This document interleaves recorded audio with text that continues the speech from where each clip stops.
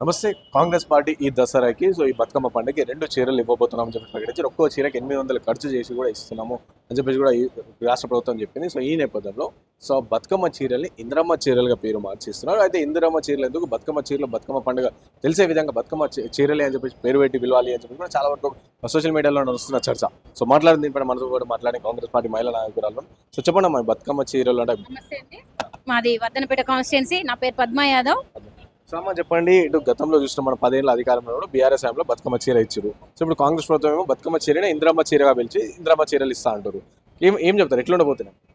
ఇందిరమ్మ అంటే మన భారతదేశానికి ఒక అమ్మలాగా, ఒక తల్లి అనే పొజిషన్ లో ఉండి అప్పుడు అసలు భారతదేశాన్ని ఆగం చేసే పరిస్థితిలో ఉన్న తన ప్రాణాలు అడ్డేసుకొని అయినా కూడా తన కుటుంబాన్ని ఆగం చేసుకొని కూడా కాంగ్రెస్ పార్టీ కోసం తను పనిచేసింది. తన కుటుంబ వ్యవస్థ అనేది కాకుండా తను దేశం కోసం పనిచేసిన నాయకురాలు కాబట్టి, ఆమె ఒక అమ్మ కాబట్టి అమ్మ పేరు పెట్టడంలో అభ్యంతరం లేదు. వాళ్ళ చెల్లెలాగా, కేటీఆర్ చెల్లెలాగా బతుకమ్మ మాతోనే వచ్చింది అని చెప్పేసి పాట పాడించుకునే పొజిషన్లో మా కాంగ్రెస్ ప్రభుత్వం లేదు. ఇప్పుడు ఒక్కటి ఏం లేదు, వాళ్ళకి ఏది అసలు ఏం మాట్లాడతామో మేము ఏం చేయాలనేది అర్థం కాక వాళ్ళ మెదళ్ళు, చిన్న మెదళ్ళు చితికిపోయి ఇలాంటివి చేస్తూ ఉన్నారు. అమ్మ అంటే విలువైందనేది తెలియదు. సోనియా గాంధీ గారి కాలు మొక్కినాడు అదే కేటీఆర్ గారికి తెలియదా?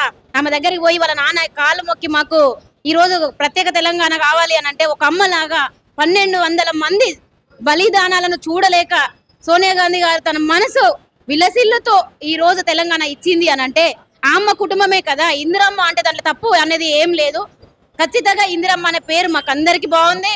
ఒక అమ్మ ప్లేస్ లో తను ఉంది. దేశానికి అమ్మగా తను ఉన్నారు. తను ఒక ప్రధానిగా ఈ రోజు చేసే మోడీ పాలన కాకుండా ఇందిరమ్మ చేసిన పాలనలో ప్రతి మహిళకి గౌరవం దక్కి ఆ రోజు చనిపోయే బిడ్డలను కూడా కాపాడుకుంటూ తన ప్రాణాలు వదిలేసిన ఇందిరాగాంధీ పేరు పెట్టడంలో చాలా అసలు ఎంత గర్వపడుతున్నాం మేమంటే చాలా గర్వపడుతున్నాం. కానీ చీరలు ఏంటంటే గత బీఆర్ఎస్ లో 10 ఏళ్ల కాలం మీరు చీరలు చూసారు. సేమ్ అదే విధంగా అదే మాదిరిగా ఉంటాయి, లేకపోతే చీరలు మార్చి కానీ మంచి క్వాలిటీతో ఇస్తున్నారు మీరు? వాళ్ళు ఇచ్చే చీరలకు వాళ్ళు పెట్టిన దళాలు సంపాదించుకునే అంత పొజిషన్లో మా రేవంత్ రెడ్డి గారు లేరండి. మా ముఖ్యమంత్రి గారు ఒక ఆడబిడ్డ కట్టుకునే చీర ఎలా ఉండాలి అని చెప్పి ఒక్కొక్క చీరను 800 రూపాయల చొప్పున 2 చీరలు ఇస్తా ఉన్నారు. వాళ్ళు 40 రూపాయల చీర తెచ్చి 350 రూపాయలు అని చెప్పేసి ఎన్ని వందల కోట్లు ఆల్రెడీ బినామీలు తిన్నారు, స్కామ్ చేసిండ్రు అనేది అందరికి తెలిసిందే. గొర్రెల మీద స్కామ్ తెలుసు, బట్టల మీద స్కామ్ తెలుసు, లాస్ట్కు మందు స్కామ్ లో కూడా బయటపడిన విషయాలు కూడా అందరికీ తెలుసు. వాళ్ళు చేసే పాలనలో మా ప్రభుత్వం లేదు, మా సీఎం గారు లేరు. అలాంటి దృష్టితో మేము ఇవ్వట్లేదు. మంచి క్వాలిటీ ఉంటాయి, ప్రతి మహిళ కట్టుకుంటుంది. బతుకమ్మ పండుగకు మా రేవంత్ రెడ్డి గారు ఇచ్చే కానుకగా ఒక అన్నగా, ఒక పెద్దన్నలాగా తను ఇస్తారు, మేము కట్టుకుంటాం.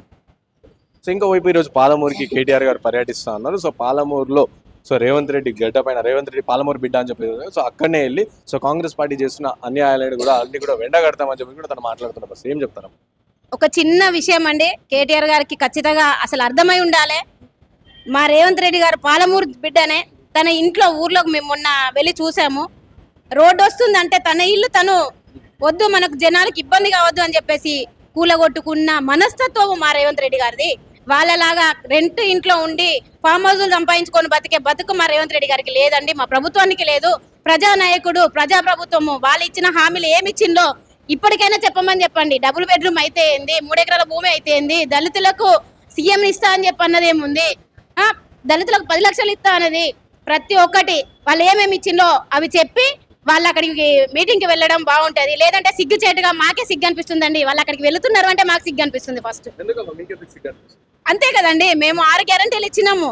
వాళ్ళ అయ్యా ఇచ్చిన పరిపాలనలో కనీసం ఇప్పటి వరకు కూడా వాళ్ళ అయ్యా అసెంబ్లీకి వచ్చే దాఖలు లేదు. జీతం తీసుకుంటా ఉన్నాడు, 3 లక్షల రూపాయల జీతం తీసుకుంటూ ఆ ఫామ్ హౌస్ లో పండుకుంటూ ఈ జనాల నోరు కొట్టి ఇంకా కూడా తిని బతుకుదాం అనుకుంటున్నారు కావచ్చు. కానీ అలాంటి బతుకు వాళ్ళు బతకలేక దేవుడు అనేవాడు చూస్తా ఉన్నాడు. కుటుంబంలో విచ్చలవిడిగా చేస్తా ఉన్నారు. వాళ్ళ కుటుంబమే ఒక దగ్గర కలిసే పరిస్థితి లేదు. ఈ రోజు మా సీఎం గారిని మాట్లాడడం అది సమంజసం అనేది మాకైతే అర్థం కావట్లేదు. అసలు ఎంతవరకు ఇది అనేది మాకు అసలు చెప్పడానికి సిగ్గుచేటుగా ఉంది. కవితక్క మాట్లాడుతూ ఉన్నారు కదండి, తన కుటుంబంలో ఏం జరిగింది, ఎవరు ఏం చేసిండ్రు అనేది తనే చెప్పుకుంటా ఉంది. భగవంతుడు అనేవారు ఉన్నారు. మరి రేవంత్ రెడ్డి గారు భగవంతుని నమ్ముకొని ముందుకెళ్తా ఉన్నారు. అదే ప్రకారంగా ఇప్పుడు ఆడపిల్లగా ఆ ఇంటి నుంచి ఏం శాపనార్థాలు పెడుతుంది. కేసీఆర్ ఇంట్లో బంగారమా, బంగారు తెలంగాణ అంటే, లేదంటే సంతోష్ రావు ఇంట్లో బంగారమా, బంగారు తెలంగాణ అంటే అని చెప్పి కవితక్కనే చెప్తా ఉన్నది కదా. అవి మనం మాట్లాడుకోవడం ఎందుకు, వాళ్ళ ఇంటి బిడ్డనే చెప్తా ఉంది కదా. కవితక్క అంటే బతుకమ్మ, బతుకమ్మ అంటే కవితక్క అని చెప్పుకొని ఒక రోజులలో ఉన్న ఈ రోజు అన్న చెల్లెలకి రాఖీల బంధం లేకుండా పోయింది. అదే కవితక్క ఈ రోజు మాట్లాడుతూ ఉంది. ఆమె మాట్లాడే దాంట్లో మాత్రం వాస్తవం. ఎందుకంటే ఇన్ని రోజులు పాపం ఆమె తండ్రి చాటు బిడ్డలాగా బతికింది, ఇప్పుడు బయటకు వచ్చి బతకాలనుకుంటుంది.